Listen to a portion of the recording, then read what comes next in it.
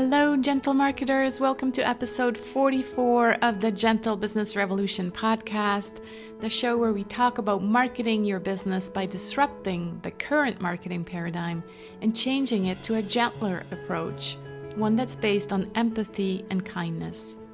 As always, I'm Sarah Senacroce. I'm the host here, and you know that you're in the right place if you are a heart-centered entrepreneur or change maker who is looking for a different, a better way to market your business. Or you are an entrepreneur who's just simply tired of the traditional hypey marketing model and are ready for a paradigm shift.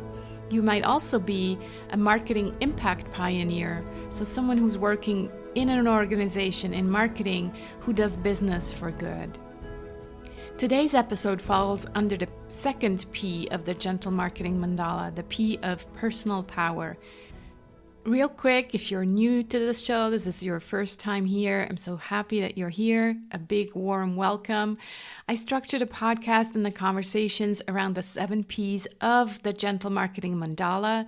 If you've never seen that, please go to sarahsenacroce.com/one page, the number 1 page, to get my Gentle Marketing Mandala with the 7 email prompts that come with it so that you better understand what we're talking about here.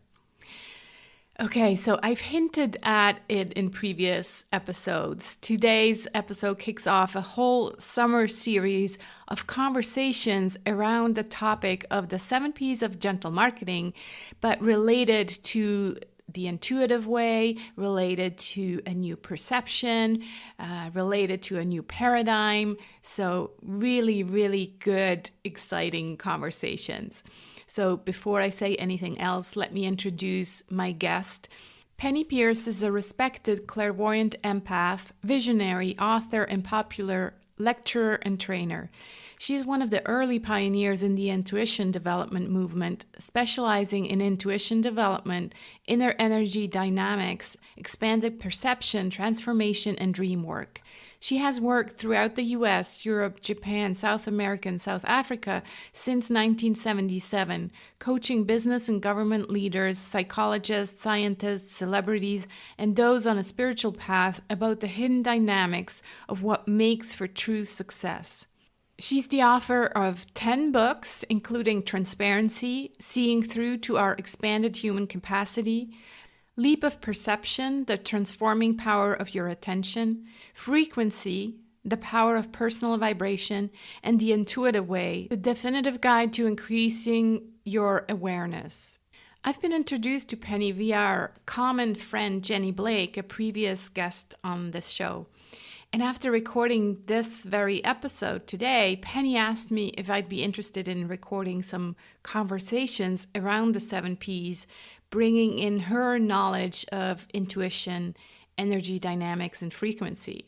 And guess what? I was thrilled. So we went ahead and recorded 6 special episodes around these topics.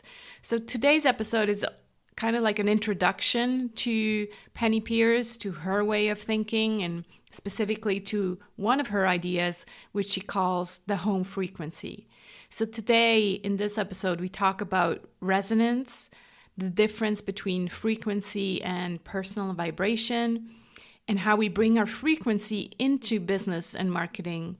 We also talk about the left brain and the right brain connection, and so much more. So be prepared for some mind-blowing. And without further ado, here's my conversation with Penney Peirce. Hi, Penney. How are you today? Oh, I'm great. I'm It's good so glad to. I'm so excited to talk to you. Yeah, me too. Me too. As maybe I share with the listeners that we've been introduced to our common friend, Jenny Blake, and you're a regular on her podcast. You kind of almost have your own side show, the Jenny and Penney show, right? That's what it is. It's like a sideshow. Exactly. And I always loved your conversations that go really deep into the different topics that we'll cover together here as well. So I reached out to you, and now here we are. So glad to have you. Yeah, this will be very interesting, I think. Yeah, like I already told you a little bit about what this show is about and gentle marketing and all of that.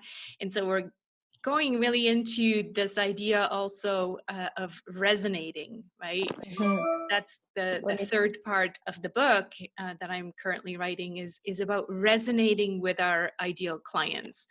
And Mhm. so I want to start with your books, actually, because you have written like 10 books, right? Yes. And maybe correct me if I'm wrong, but probably the most famous ones are The Intuitive Way, Frequency, and Transparency. Yeah, there are actually four that are kind of part of that main transformation series. Uh-huh. The Intuitive Way is a course on intuition development, and then Frequency is the really popular one. And then after that, these are all in a sequence, kind of, they further the information. After that, actually, is one called Leap of Perception Ah, I that missed really that one. talks about how perception is changing, and that is really the cause of transformation. It's, Right. I think, the most important one, and it's the one that's won all the awards. It won Mm, the best book of the year back when it was out in whenever that was, 2013. wow. Um, and then Transparency is the latest one that's just came out about a year ago. Wonderful. Yeah. Yes. So what I want to talk about is, in a way, it's probably in all of the books a little bit, but because that's just how I see Penny, is this idea of using intuition, the frequency. We're going to go into the your idea of home frequency, because I think that really is, what matters also in marketing. But maybe let's start with, some terms, because maybe for some people this is completely a new field, this energy field. So why don't you explain how you explain resonance? Like, what does that mean? Mm. Well, resonance is simply the idea that energy is moving in waves, right? And we all know about sine waves. We get highs, and then goes down to the trough, and then it goes back up again and back down again. And that's the way life is on Earth. It's oscillating. So you can have resonance and you can have dissonance. Mm, When you have resonance, something aligns with a wavelength, and when you have dissonance, it's a different kind of wavelength, or it's chaotic. And right. it creates when you have resonance, you have almost like a kind of an overlay which creates harmony. And if you Uh, have dissonance, it's disharmony. When right. you have harmony, you have naturally forming intuition and understanding. Like suddenly you get each other, or you get the idea. It's kind of a natural integration somehow, and it flows. When you have dissonance, it's just you want to get out of there. It feels so bad. Yeah. So yeah, so when you can learn to resonate, you are on sort of matching frequencies. And I do have a term, I call it frequency matching, you Yeah. know. And part of this, just the little background of it, is that our energy has increased in terms of its frequency level, because I think the whole planet is getting faster and faster, and there is some scientific proof for that. But our bodies are vibrating faster, and that means that we don't see ourselves as just like separate solid objects, with empty space in between. We now feel our own energy, we feel vibration. We get the idea that everything vibrates at its own different frequency. A rock is slow, a missile, going into outer space is much faster, and so forth. Or an emotion like fear and hatred, that's a low frequency kind of feeling state. Ecstasy or compassion, that's a high frequency emotional state. So I think we know this very deeply, but we gloss over it a lot. We don't actually consciously use it. And that's what I've been trying to help people understand. Yeah, that's so interesting. Also, that what really stands out to me is this idea of when we are in harmony. So when the frequencies are aligned, that that's a gateway to intuition, or it allows intuition, because oftentimes we feel like we don't really hear, or we can't really trust our intuition, or it's just not there. We don't, or sometimes make a decision and then we feel like we make it the wrong decision and we say, oh, I wish I trusted my intuition, but it was not strong enough. So could it Mhm. be because we don't allow this harmony to take place and we're not still enough, right? It's the stillness that maybe that we're missing that makes us miss all these signs of our intuition. Oh, that is absolutely true. I think that when we're in the left brain, which, the left brain is the analytical part of our awareness. It's where we make definitions and we categorize and we make rules and meanings, but also it's the place where we have language. Right. So if you're in your left brain, then you're in language. You're talking to yourself inside your head, or you're going, well, I don't know about that, blah, blah, blah, blah, and all these Yeah. little conversations we have with ourselves. So, but if you're in that part of your brain, you are not in your intuition. You need to be quiet in order to shift into the right brain, which is where we have a direct connection with the unified field, a direct, more I would call it communion Hmm. with the imaginal realm, which is the unified field in the way I think of it. And so, in order to open your intuition, you do have to be quiet and just get still for a little bit of time, but really stop time and then be and feel into and notice without voting on it. Do you know what I mean? The left brain always wants to vote on things, it's good or bad or whatever, and so it's always doing something. If you Yeah. can be with things without doing, just a little while longer, just a few minutes longer, then what happens is you start to get insight and intuition that comes from a much higher place of consciousness, which I like to call the soul, if you will, or whatever, or collective consciousness. And then you start to get really accurate information. And going back to your original point, that could be a lot to do with who you resonate with, meaning who is going to understand you easily. Hmm. Who are you going to help easily in terms of clients, Yeah. um, who would have fun working together, right? Rather than being critical.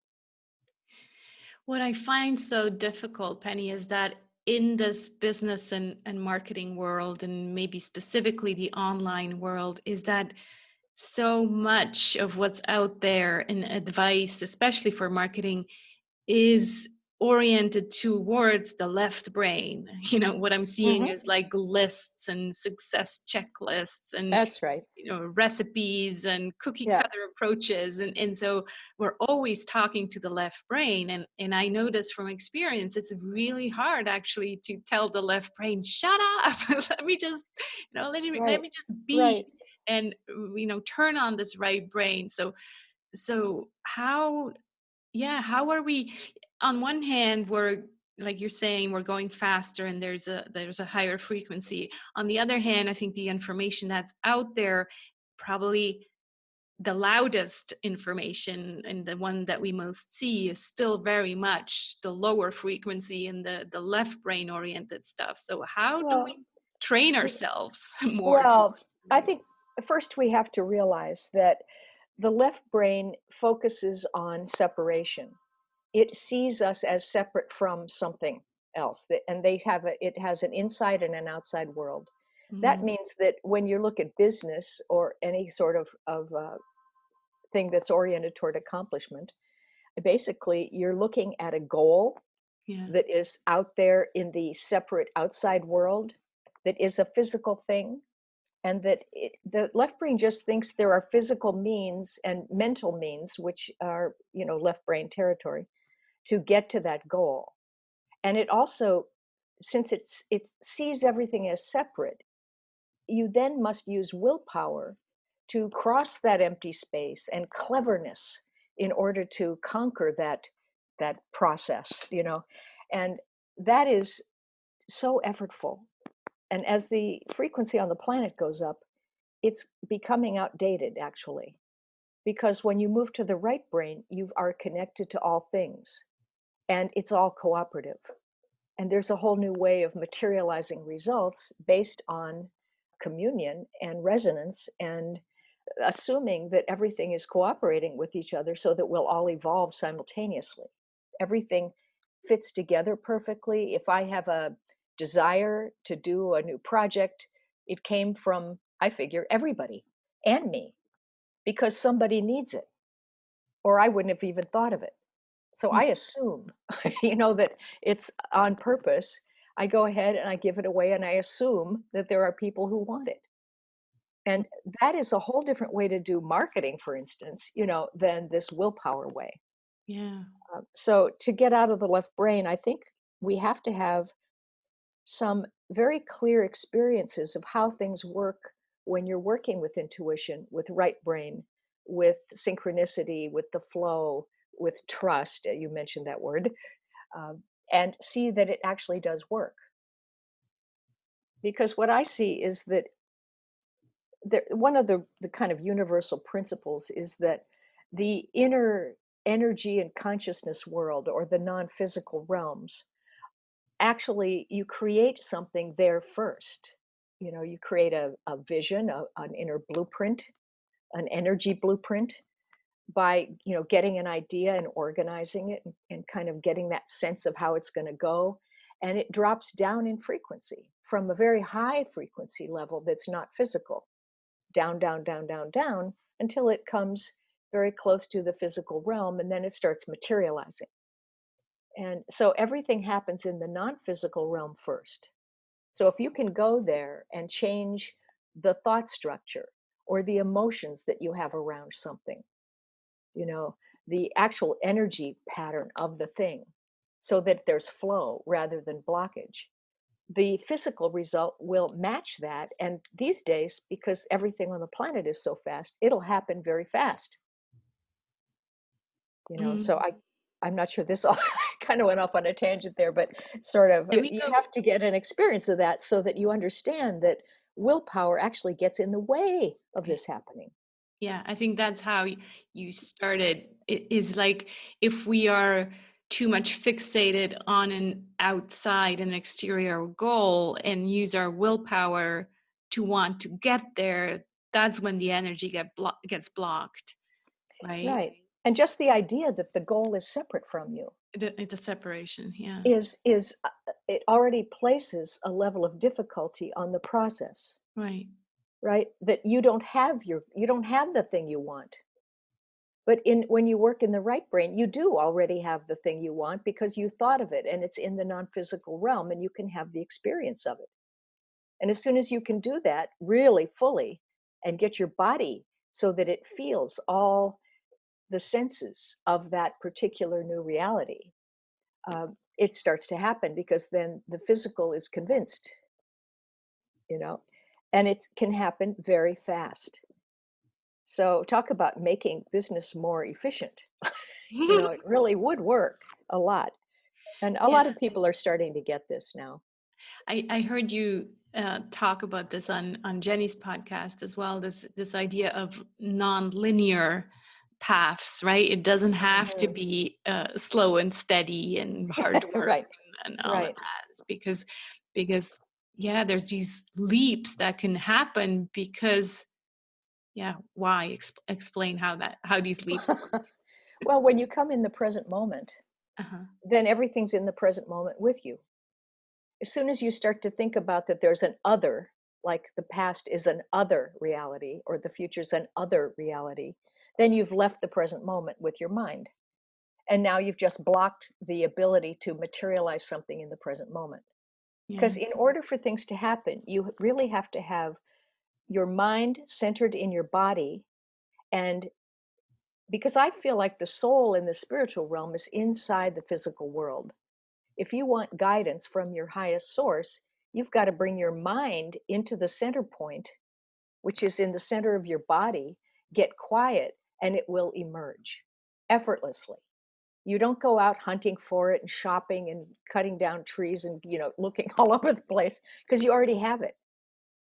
All of that wasted energy of going out and trying to find it in the outside world is nowadays, to me, it's ridiculous Hmm. because there's no outside world. Just sit down quietly and think about it, and it will start showing up. you know? I have to be honest with you, Penny. I get glimpse of this, Yeah, yeah. but as coming, coming from this very left brain orientation, it's true that it is a challenge to go there. And like I said, every now and then I feel it, and I'm like, I completely trust, and I see this happening, and I almost feel the frequency of the people around me and the universe, that people are ready for gentle marketing. And at the same time, then my right brain goes, yeah, but you weren't even able to fill the program last month, and nobody's responding, blah, blah, blah. So that's the left brain, sorry, coming back and saying, what are you Mhm, thinking? mhm. Right? I think as we start to become clear, of the old ideas, and that this is a process, we're in the middle of it. I call it the bridge time, Mm, where we're trying to get out of an old linear reality that does look like we must use will and cleverness yeah. to attain results. And that's the left brain berating you. Oh, you didn't fill it. You didn't use enough will. You weren't clever. Your copywriting wasn't good enough. Blah blah blah. Right. Um, but if you go into the quiet place and you visualize having the experience, there may still be, blockages from our past lives, our childhood, or whatever, where we bought into very unconsciously some limiting idea about how life works. And like, I'm not allowed to have it be so easy. You have to put in your dues. You got to do a lot of hard work.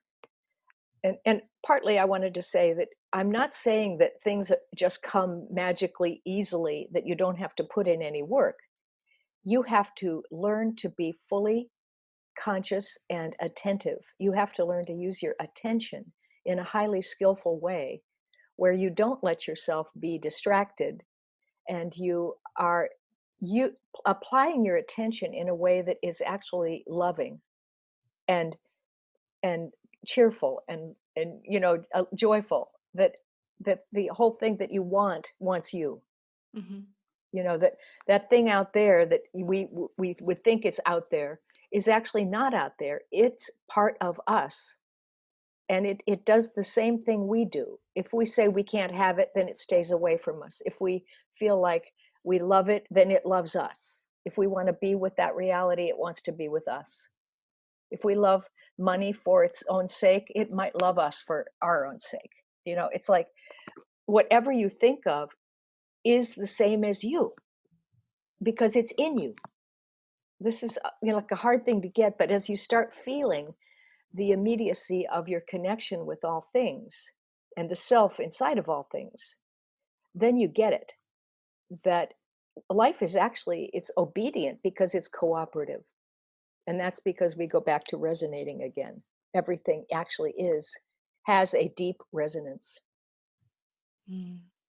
So I don't mean to get so out there spiritual with it, but as you start to practice this present moment reality and actually go into it and don't separate out into past and future and other people's realities and all these separating ideas, you start to actually educate yourself, or I would say remember how things actually are. And it's no surprise then. It's like, oh God, how did I possibly forget this? you know Were you just now talking about this idea of the home frequency, or is and because then I also hear you talk about the personal vibration. So Mhm. what are the two and how are they different? Oh, good question. Personal vibration is whatever you're vibrating at the moment. And I think it's kind of a choice, but often it's an unconscious one because we're kind of trained, we're tribal in nature. When we get around other people, we want to get along. We don't want to be attacked or rejected. And so we'll tend to match frequencies with whatever we're around. Right.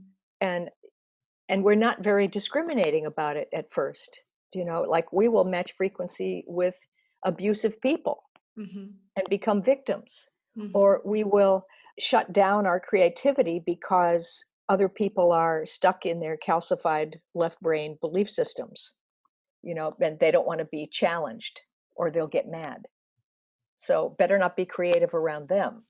Hmm. right? So there are ways where we match frequencies with lower frequency people, Right. So that's and the then we first shut step. ourselves down. And when you do that, you just feel awful, Mm. and people work in jobs like that all the time where they feel like their soul is being murdered or something. It's terrible.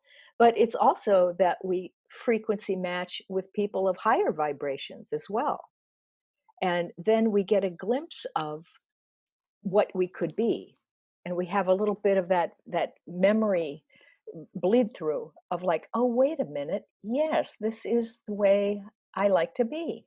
Hmm. And then you start to realize you have a choice about what frequency you match. So then you realize you don't have to match the people around you. You Right. need to set the tone yourself and choose a frequency that is your preferred state, and I call that your home frequency. And I sort of think of that as basically it's the soul in the body. When you identify yourself, hey, I'm the soul and I'm here right now. And I know what I'm doing and I'm connected to all other souls. So I have a huge body of knowledge to draw from. And whatever I need to know, I'm going to know it. And therefore, I have a lot of trust. So you settle into that. And it's all inside of every cell. It's like pouring out of the white holes inside of every cell. And I always think of it as diamond light. It's doesn't have a tone or anything. It's just this pure frequency of higher consciousness and of the soul. And when you tune into that, you will feel different ways. Different people feel different things to recognize their home frequency. Oh, I feel more like cheerful or like a pink Angora sweater or something soft or butter melting or something like that. And Hmm. other people, like dancers, I talk to them and it's all like fluidity, like a figure eight movement with their hands and sort of sublime kinds of things. But there are always like these little triggers that when you get into that state, you like yourself, you enjoy what you're doing, you have fun with surprise, and you like other people, you're interested in things. There are so many ways you recognize it. Like maybe you're playing with some puppies and they're making you laugh, and or looking in a baby's eyes. There are those, and these are states of being, that you can slide into when you remember.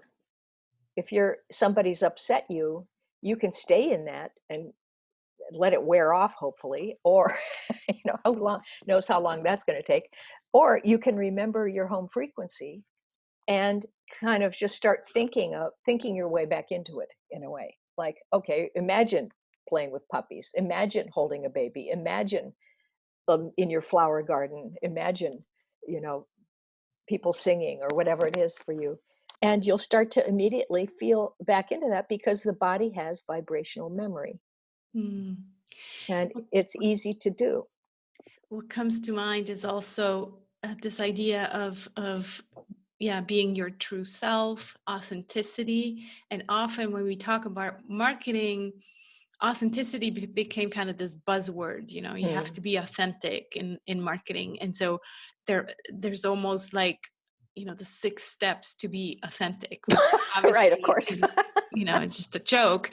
And so this home frequency in a way is that, authenticity, but it's so That's right. unique to each and one of us that Yes. the word home frequency is such a better way to describe authenticity because Right. Well, when somebody's in that home frequency, they still have their own filter of their personality and sort of what you're built for. yeah, you know, yeah, And that's there, and that makes them interesting, not dangerous. right, And instead, the authenticity comes from what feels just right in each moment, not what's right or wrong, right, but what is appropriate, what's just right. yeah, And it sits well with you and it allows you to stay in your home frequency. So I mm, always talk about having a new set of criteria these days for making choices.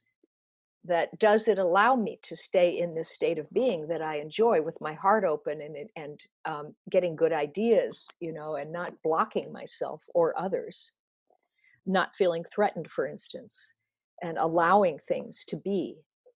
So does it allow me to do that? And does it help me be creative? And does it help me support others compassionately and listen to others and so forth? But I think authenticity has a lot to do with honesty, but Right. that is, again, not about being blunt and detrimental to other people by telling them off. It's more about this sense of connection with your inner self and that inner moment and what feels just right. So I'm going to, if I feel like talking about or telling somebody something and I check it, I will do it.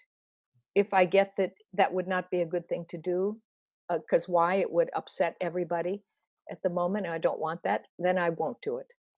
So it's a case by case choice. And you can have all, conflicting decisions depending on the moment and Mm, what's just right. So mm, there are no rules with this, but there is compassion. And there's also, I think, a very important thing, which is humility. And I don't mean feeling less than others. I mean, when you're humble, you truly are in the moment and you are reading the moment and reading what the flow wants to do. And you're part of the flow and you help further the flow, without interfering with all your good ideas and your belief systems. You use common sense. right. So authenticity, I think, is a complicated state in some ways. Yeah, it is. Again, unfortunately, the word itself is a beautiful concept, but it's been a bit abused in this marketing realm because Right. everybody was taught how to be authentic, and there is no way to teach authenticity. Well, if you think about it, it's almost like coming from the word author, which is, like to be the author of your existence, to be Right. the creator really of your own reality experience. Hmm. And now you're not alone in creating your own reality because everybody's actually merged into this huge big state of collective consciousness. So we're all helping each other create our realities, but it's our choices in any given moment that determine our frequency, which and the frequency then determines the vibration of the field of energy around us. Mm. And this is kind of where it's important because, especially with business, you want to have your whole body and field saturated with that home frequency, which when you get down to it, everybody's might look a little different on the surface, but when you feel somebody who's being in that state, you like them immediately. You feel safe. You feel like exposing yourself in the best way, where you say, "Well, I'm not hiding anything. I'm just here. I'm just me." Hmm. And then the trust builds. Yes, Yeah. so we're really talking about how to bring this frequency, our home frequency that we have now found, into the world of business and marketing, right? And so Right. if we have the chance to see, to meet people either in person or via Zoom or things like that, then I guess that's easier because in a way they can see our being and they can maybe feel the frequency. How do we do that, like for example in a written communication or on a website? How do we bring more of this home frequency so that our ideal clients resonate with us? I, well, a couple things come to mind. One is when you write, you need to almost like practice the golden rule. Like you need to feel like I'm the receiver of this message. How would that make me feel? Mm. Am I too mental? Am I being too clipped or abbreviated in what I'm saying and leaving a lot unsaid? Am I explaining things enough so that they get it in their body and not just this abstract way? Right. If I were talking to a 5-year-old, how would I say it? Not that they're stupid, but just be simple and kind and somehow, succinct but complete. So there's a certain way of communicating, I think, where first of all, there's the compassion element, and then there is a sense of tactile quality in language. Language is vibrational. you know. So if you're talking on the phone or if you're writing, it's the same thing. You have intonation. You can put intonation into the way you write. You can put energy into what you're writing and make it so the other person can feel what you're saying. You can give examples Hmm. so that it grounds things. You can make humorous examples so it lightens things up, Yeah. you know. Yeah. It's all about how we say it, not so much what we say. It's, well, as what we say as well, but how we say it and how it makes people feel. Mhm. That's where, Also remembering that it is also energy. yeah. Mm, And there can be hidden messages behind words. You can feel somebody's lack of caring.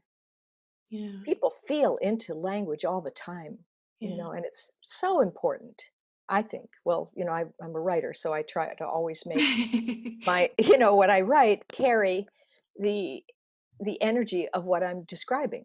Right. Yeah.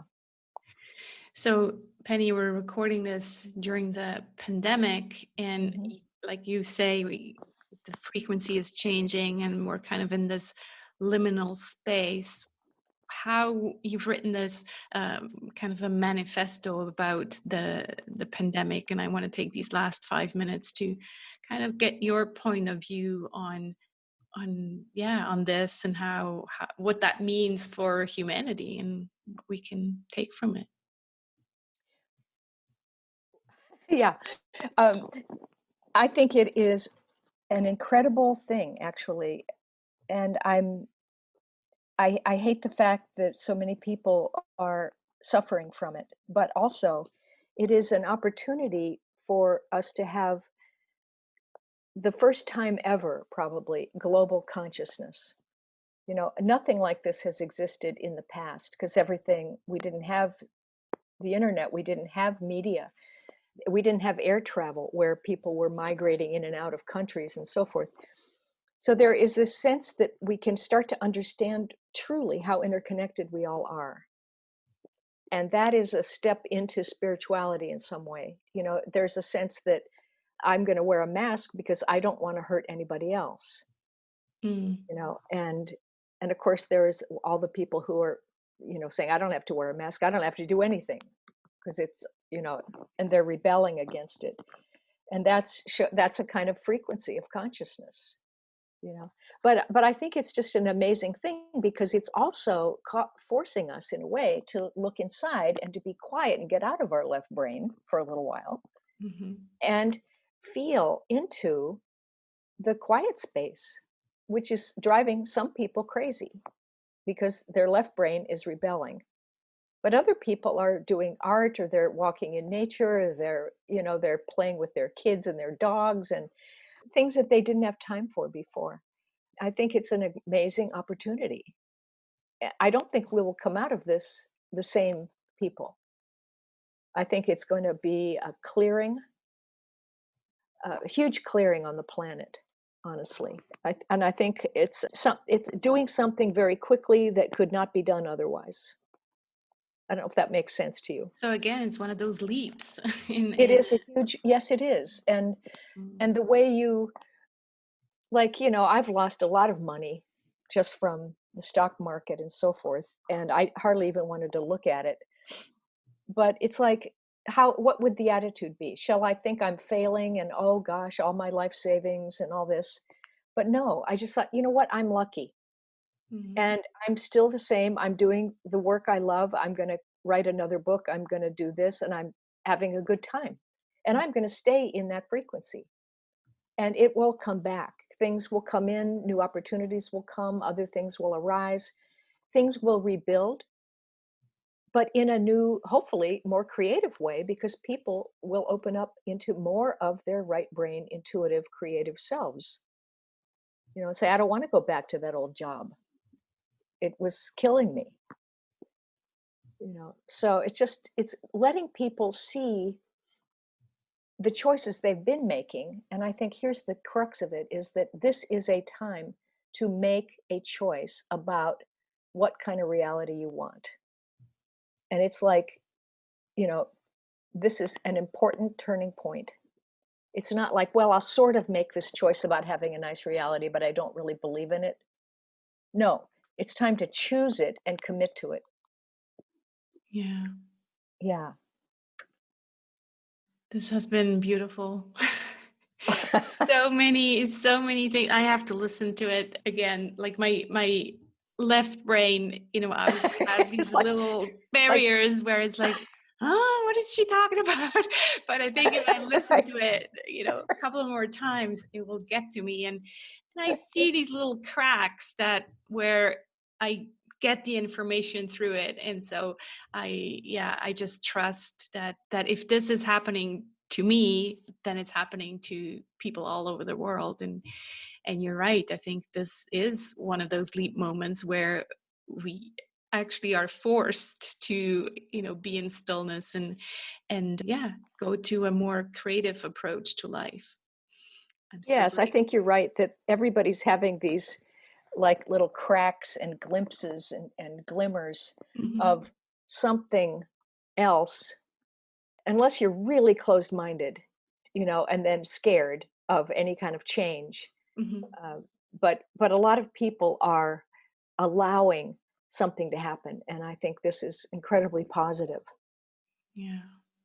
Thank you so much Yeah. for coming on and talking to us.